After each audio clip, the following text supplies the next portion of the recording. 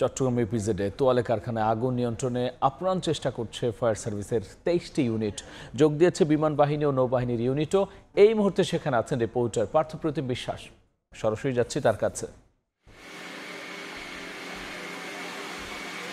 10 ঘন্টারও বেশি সময় ধরে যে আগুন জ্বলছে সেটি কিন্তু এখনো নিয়ন্ত্রণে আনা সম্ভব হয়নি। আমরা চট্টগ্রামের ইপিজেডের যে প্রতিষ্ঠানে ভয়াবহ অগ্নিকাণ্ডের ঘটনা ঘটেছে তার কথা বলছিলাম। সেক্ষেত্রে আপনারা দেখতে পাচ্ছেন আমাদের ক্যামেরায় পুরো ভবনটি কিন্তু এখন প্রায় আগুন দাউদান করে জ্বলছে এবং এই প্রতিষ্ঠানে যেসব প্রোডাক্ট ছিল বা যেসব জিনিসপত্র তার উৎপাদন করতো সব কিছু একেবারে পুড়ে গেছে, সেটি কিন্তু নির্দ্বিধায় বলা যায়। এবং এই প্রতিষ্ঠানের যেসব মেশিনারি ছিল বা অন্যান্য সামগ্রী ছিল সব পুড়ে কিন্তু একেবারেই ছাই হয়ে গেছে। তবে এই মুহূর্তে ফায়ার সার্ভিস যেটি চেষ্টা করছেন আসলে আগুন যাতে পার্শ্ববর্তী কোনো প্রতিষ্ঠানে ছড়িয়ে পড়তে না পারে সেই বিষয়টি মূলত ফায়ার সার্ভিস কিংবা বিমান বাহিনী কিংবা নৌবাহিনীর যারা অগ্নি নির্বাপক দলের সদস্যরা রয়েছে তারা সেই চেষ্টাটুকু করছেন। কিন্তু এখানে আসার পরে আমরা বিকেলে দুপুরে যখন আগুনের সূত্রপাত হয় খবর পেয়ে যখন আমরা আসি তখন আমরা দেখেছি উপরের দিকের 8 তলা কিংবা 7 তলা থেকে এই আগুনের সূত্রপাত হয়েছে এবং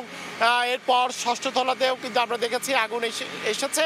কিন্তু সন্ধ্যার পর থেকে আগুন নিয়ন্ত্রণহীন হয়ে পড়ে। এরপর নিচের তলা থেকে শুরু করে পুরো ভবন জুড়ে আগুনের যে লেলিহান শিখা সেই লেলিহান শিখায় সব কিছু কিন্তু পুড়িয়ে একেবারেই কিন্তু ছারখার করে দেয়। এবং আমরা দেখেছি ফায়ার সার্ভিস থেকে শুরু করে নৌবাহিনী থেকে শুরু করে সবাই কিন্তু আপ্রাণ চেষ্টা করেছেন যাতে দ্রুত আগুন নিয়ন্ত্রণে আনা যায়। কিন্তু আগুন বিভিন্ন ধরনের রাসায়নিক দ্রব্য কিংবা দাহ্য পদার্থ থাকার কারণে আগুনের তীব্রতা ছিল কিন্তু অনেকটাই বেশি। সেক্ষেত্রে ফায়ার সার্ভিসের 23টি ইউনিট কিন্তু এই মুহূর্তে এখানে কাজ করছেন। তাদের সাথে নৌবাহিনী বিমান বাহিনী কাজ করেছেন। এছাড়া সেনাবাহিনীর সদস্যরা, বিজিপি, আনসার, পুলিশ সবাই মিলে কিন্তু আসলে সম্মিলিতভাবে আজকে আগুন নিয়ন্ত্রণের জন্য চেষ্টা করেছে। তবে এখানে কিভাবে আগুনের সূত্রপাত হয়েছে সেই বিষয়টি কিন্তু আমরা এখনো জানতে পারিনি। যখন পুরোপুরি আগুন নিয়ন্ত্রণে আনা সম্ভব হবে তখন হয়তো ফায়ার সার্ভিসের সাথে কথা বলে বিষয়টি জানা যাবে। যেহেতু এত বড় একটি আগুন লাগার ঘটনা ঘটেছে নিশ্চয়ই ফায়ার সার্ভিস কিংবা প্রশাসনের পক্ষ থেকে এখানে তদন্ত কমিটি গঠন করা হবে।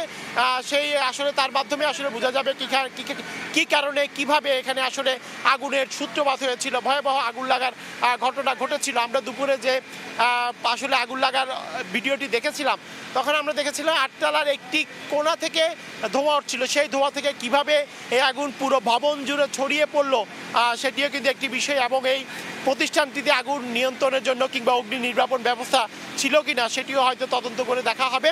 তবে এখানে যেসব শ্রমিক কাজ করতো ফায়ার সার্ভিস আমাদেরকে নিশ্চিত করেছেন সকল শ্রমিককে কিন্তু বের হয়ে গেছেন এবং যখন আগুন লেগেছিল ধোঁয়ায় কিছু শ্রমিক আটকা পড়েছিল তাদেরকেও কিন্তু উদ্ধার করা হয়েছে। এবং এতক্ষণও কিন্তু আমরা কোনো আহত কিংবা নিহতের কিন্তু খবর এখানে পাইনি বা কাউকে খুঁজতেও কিন্তু এখানে আসেনি। তো সেক্ষেত্রে বলা যায় যারা যেসব শ্রমিকরা এখানে কাজ করতো তারা নিরাপদে বের হয়ে গেছেন। তবে 10 ঘন্টা অতিবাহিত হতে চললেও এখনো পর্যন্ত চট্টগ্রামের ইপিজেডের প্রতিষ্ঠানে যে আগুন লাগার ঘটনা ঘটেছে সেটি কিন্তু এখনো নিয়ন্ত্রণে আনা সম্ভব হয়নি। তো এই ছিল আমার কাছে এখনো পর্যন্ত ইপিজেড এলাকা থেকে এখানকার সর্বশেষ খবর। তোয়ালে কারখানার আগুনের সবশেষ নিয়ে আমরা সরাসরি ছিলাম চট্টগ্রামে।